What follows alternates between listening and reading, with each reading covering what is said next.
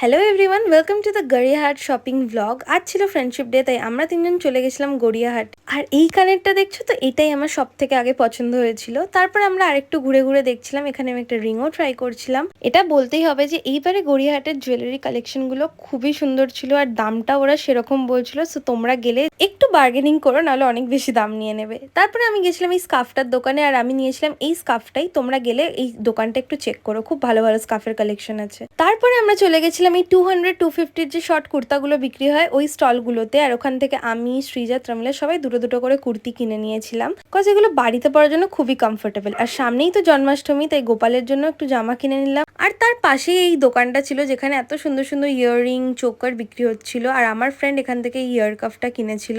আর আজ মেনলি আমরা পুজোর কি কি কালেকশন এসছে ওটাই দেখতে গেছিলাম, তাও আমরা এই এক ব্যাগ শপিং করে নিয়েছিলাম, ভাবতে পারছো। আর পুজো তো প্রায় চলেই এলো, তোমরা কে কে শপিং স্টার্ট করে দিয়েছো আমাকে কমেন্টে জানিও। তারপরে আমাদের পেয়ে গেছিলো খুবই খিদে, তাই আমরা চলে গেছিলাম আর্ট ক্যাফেতে, আর ওখানে গিয়ে একটা সেপারেট ভিডিও বানিয়েছি about the review and experience, খুব তাড়াতাড়ি পোস্ট করবো, সো স্টে টিউন। তারপরে ওখান থেকে খেয়ে দিয়ে বেরিয়ে আমরা একটু ফটো তুলছিলাম বাইরে, তার মধ্যেই চলে এসেছিলো ঝমঝম করে বৃষ্টি, কি করা যাবে, ওরম করেই বাড়ি গেলাম। আর আজ ছিল ফ্রেন্ডশিপ ডে, তো অনুরানের সাথে দেখা করবো না এরম তো হতেই পারে না, তাই ওর সাথে দেখা করলাম। আর এমনিও my Sunday is incomplete without meeting him. এই ব্লগটা এইটুকুই, কেমন লাগলো জানিও, বাই।